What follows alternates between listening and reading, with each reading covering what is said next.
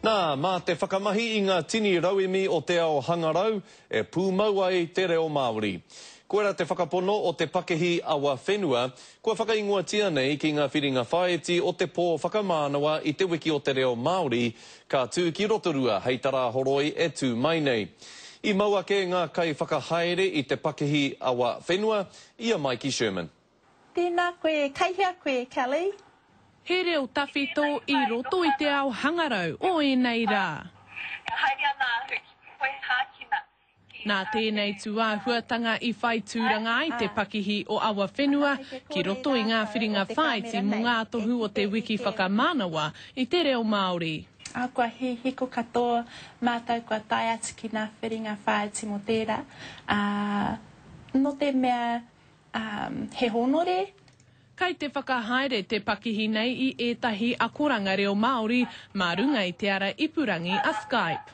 He pērā te pai o tēnei taonga, kua kaharawa te whaimaia ētahi no whenua kē. Pērā ia kānata, Hapani, Hawaii, Wiwi, me te pāpaka nui a Maui. He rau e te Skype o te reo ki o mātou nei whakaaro. No te mea, mā tēnei rau e mi koe ka toro atu ki o uri, aha ko rātou kihia. E ai kia tānia te whenua me kaha ake tātou te iwi Māori ki te whakamahi I enei rauemi hangarau hei whakatairanga I te reo.